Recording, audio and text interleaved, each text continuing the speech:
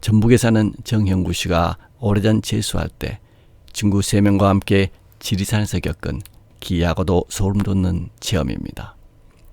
형구가 재수를 하던 그의 7월은 유난히 더웠습니다. 공부에 지친 형구와 친구 2명은 스트레스도 풀 겸 함께 1박 2일 일정으로 지리산이 노고단에 다녀오기로 했습니다. 바로 이 지리산 등반 중에 우연히 들어간 폐허된 집에서 형구 일행은 평생 잊을 수 없는 참으로 기이한 체험을 하였습니다. 형구와 친구들은 전문 등산인들이 아니어서 지리산이 깊은 산속으로는 들어가지 말고 노고단 부근에서 텐트를 치고 1박 2일 동안 즐겁게 지내기로 계획했습니다. 형구 일행이 구례 화엄새에 도착한 시각은 점심때가 다 된 낮 12시경이었습니다. 인근 식당에서 나물 비빔밥을 먹고 그들은 각자의 배낭을 메고 노고단으로 향했습니다.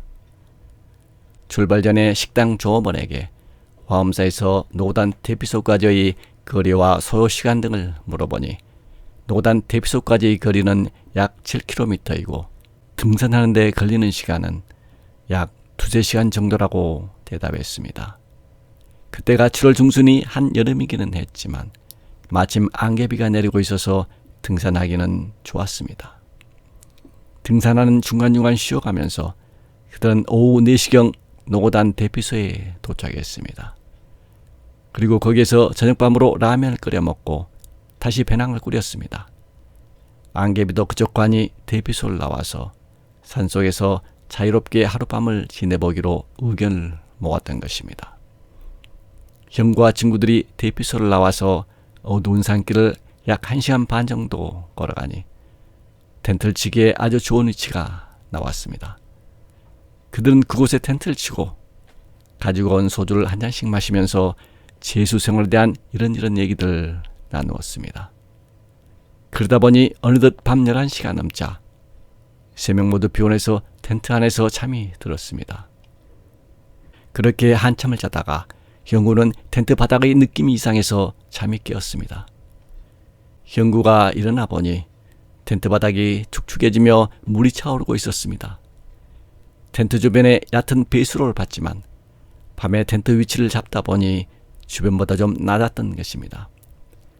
텐트 밖에서는 바람과 함께 폭우가 쏟아져 내리고 있었고 형구 일행이 자고 있는 텐트는 금방이라도 날아갈 듯이 비바람에 휘청거렸습니다.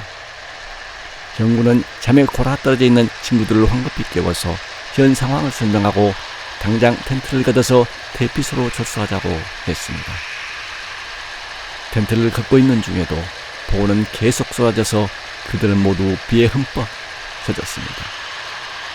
비를 맞으며 대충 짐을 챙긴 형구 일행은 이곳에 오이던 머물렀던 대피소로 향했습니다. 그런데 비가 너무 많이 내리고 있을 뿐만 아니라 바람까지 심하게 부는 어두운 산속에서 대피소가 있는 방향을 찾을 수가 없었습니다. 그들은 폭우를 맞으며 작은 구레시 불빛에 의존해서 산길을 내려왔지만 1시간 반 정도의 거리에 있어야 할 대피소는 보이지 않았습니다. 아무래도 방향을 잘못 잡은 것이 확실했습니다. 그렇게 비를 맞으며 어두운 산속을 2시간 정도 헤매고 있을 때였습니다. 일행 모두가 지쳐가고 있는데 누군가가 소리쳤습니다. 야, 저기 대피소다! 불빛이 보인다! 순간 모두 그 친구가 가리키는 방향을 보니 쏟아지는 빗줄기 속에 저 멀리 희미한 불빛이 하나 보였습니다. 그들이 그 불빛을 향해서 20분 정도 걸어서 도착해 보니 그곳은 대피소가 아니라 처음 보는 기와집이 한 채 있는 것이었습니다. 얼핏 보기에 아주 오래된 집이었지만 제법 마당도 넓은 큰 집으로 보였습니다. 워낙 비가 많이 내리고 있는 악천후 상황이다 보니 반가운 마음에 모두들 그 집 앞으로 다가갔습니다. 마침 대문이 열려져 있었습니다. 그런데 조금 전 오면서 봤던 불빛은 더 이상 보이지 않았고 커다란 집은 내리는 비를 맞으며 어둠 속에서 음산하게 서 있었습니다. 형구 일행은 지금 시각이 너무 늦어서 집주인이 전등을 끄고 잠에 들었을 것으로 생각했습니다. 형구 일행은 내리는 비를 피해서 처마에 배낭 등 짐을 내려놓고 나서 집 안에 있는 사람을 불렀습니다. 형구가 낮은 목소리로 실례합니다 하고 두세 번 집주인을 깨웠습니다. 그러자 안방으로 보이는 집 가운데에 있는 방이 불이 켜지면서 키가 작고 머리가 하얗게 센 할머니 한 분이 구부러진 허리를 하고 마루로 나왔습니다. 형구 일행은 할머니에게 인사를 하고 나서 비가 와서 길 잃었으니 저마 밑에서라도 하룻밤만 자고 가게 해달라고 부탁했습니다.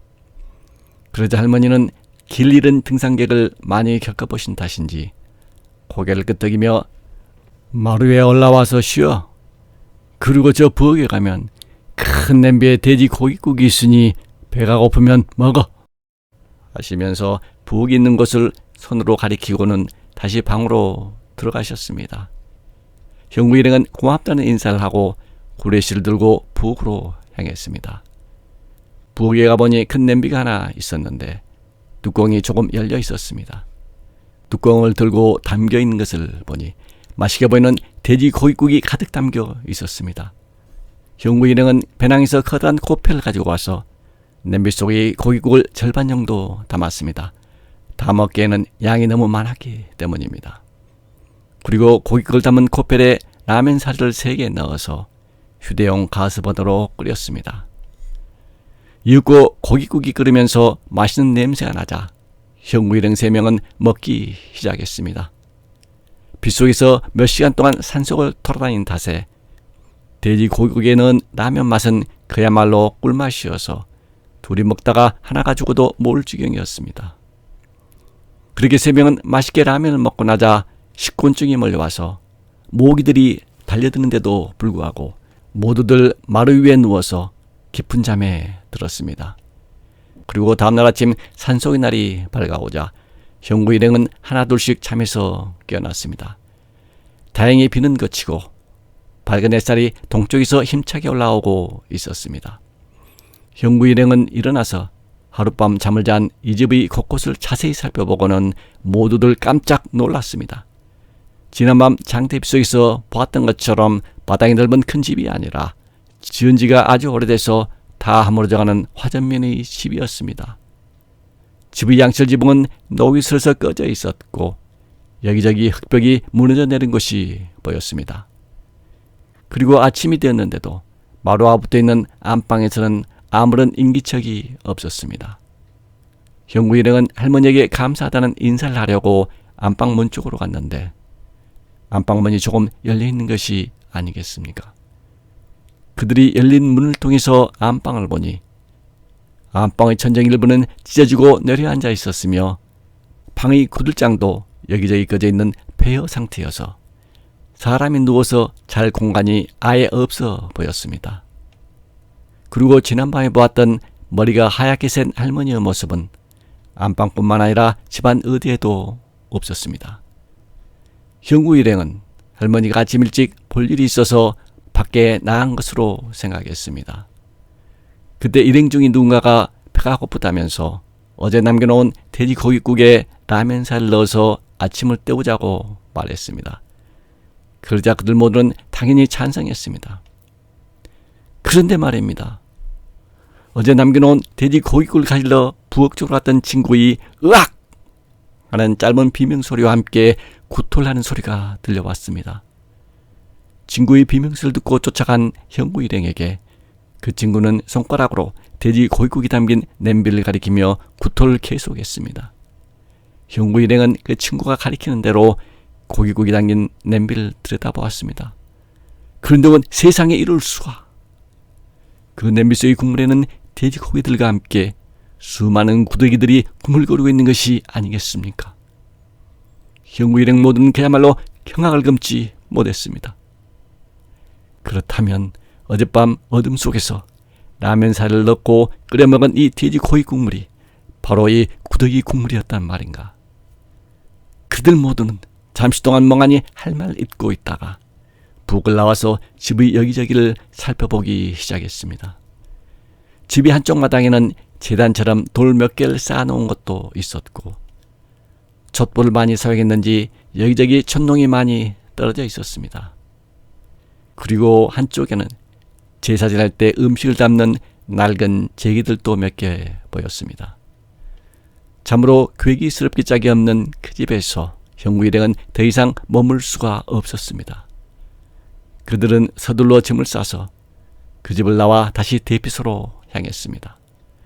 다행히 어두울 때와는 달리 많은 시간을 지체하지 않고 대피소에 모두 무사히 도착할 수 있었습니다. 그 후 형구는 집에 와서 아버지께 그 기괴한 집에서 하룻밤 지냈던 것에 대해서 말씀드렸더니 그날 밤 형구 일행이 묵었던 집은 오래전 폐허가 되어 빈집이 된 화전민의 집이었을 것이라고 말씀하셨습니다. 그리고 산기도를 올리려고 산을 찾아오는 무당들은 오다가다 가끔씩 그렇게 빈집을 사용하기도 한다고 하셨습니다. 그리고 마침 형구 일행이 그 집에서 하룻밤을 자기 바로 하루나 이틀 전에 어느 무당 일행이 음식을 장만해서 기도를 드리고 가면서 남은 국과 냄비를 빈집에 버리고 간 것으로 추측이 된다고 말씀하셨습니다. 그렇다고 하더라도 여전히 기이한 점은 형구 일행이 길을 잃고 산길을 헤매고 있을 때 그 집에서 나온 불빛은 과연 누가 만들었으며 머리가 하얗게 센 할머니의 정체는 과연 누구였을까 하는 것입니다. 산기도를 왔던 어느 할매 무당이 형구 일행보다 먼저 그 집에 들러서 쉬다가 다음날 새벽 형구 일행이 잠에서 깨기 전에 먼저 출발했던 것일까요? 아니면 그 집에 오래 살았던 화전민 할머니의 홀령이었을까요?